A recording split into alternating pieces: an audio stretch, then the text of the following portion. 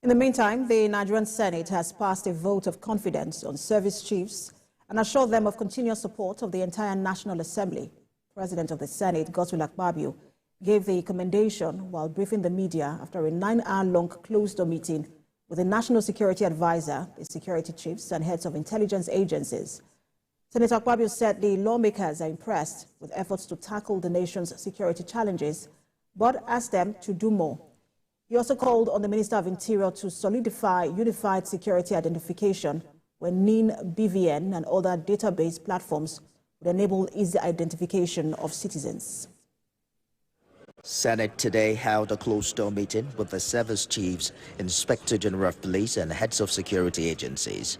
The meeting, earlier scheduled to hold last Wednesday, was rescheduled to accommodate an expanded security team of all heads of security and intelligence agencies, including the National Security Advisor, Ministers of Defense and Interior, Minister of Police Affairs, and Minister of Finance. The Senate had raised concerns over the spike in insecurity and other violent crimes across the country, and adopted a motion to invite relevant authorities to discuss ongoing efforts to guarantee the safety of lives and property. The newly elected senators in the last by-election also took the oath of office as members of the Red Chamber. Now, for more on the outcome of the Senate's meeting with service chiefs and security heads, CEO of Security Watch Africa, Patrick Agbambu, joins me from Abuja. Good to have you join us. Thank you so much. Let me start by getting your reaction to the vote of confidence passed on the service chiefs and security heads by the National Assembly, saying that they have handled the country's security challenges well. Yeah, yes, I think it's a sign of what has happened in the last 2 weeks. Before now, we can recall that there used to be open and general insecurity in the country across all the states of the Federation. But zeroing down from the last 2 weeks, there have been a significant improvement with several arrests being made, and more are still being made. So I think it's a good call. The vote of confidence is good, and like your report did say, the Senate President has asked them not to relent. What Nigerians want to see is that we now return back to a period of insecurity that we used to experience in the last months. But the vote, you've talked about the last 2 weeks, and that would be Kwara, Ondo, Ekiti, and then if you also talk about Plateau State as well. But it has been more of responding to the crisis and not mitigating the crisis. And so is it enough to pass a vote of confidence if you're only just responding to a crisis that has already happened?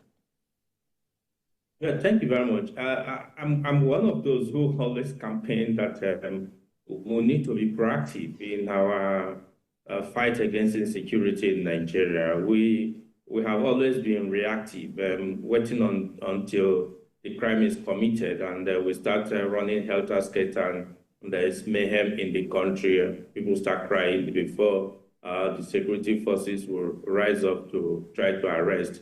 I say when you quantify the cost of being reactive, it's far more than being proactive.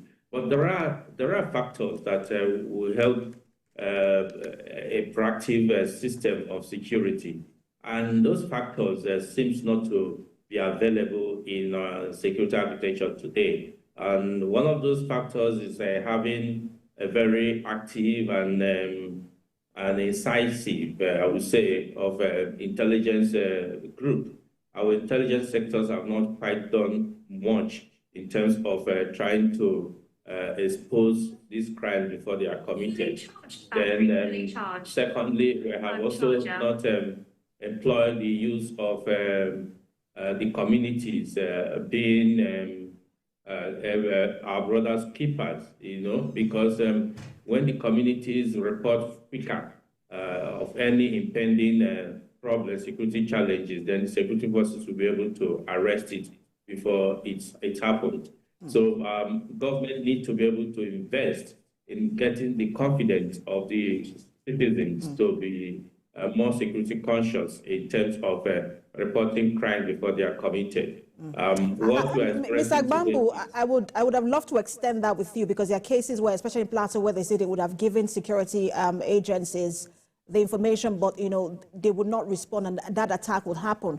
But I want us to talk about this issue of they asked them to solidify the unified security identification, and that's when NIN and BVN and other database platforms will come in.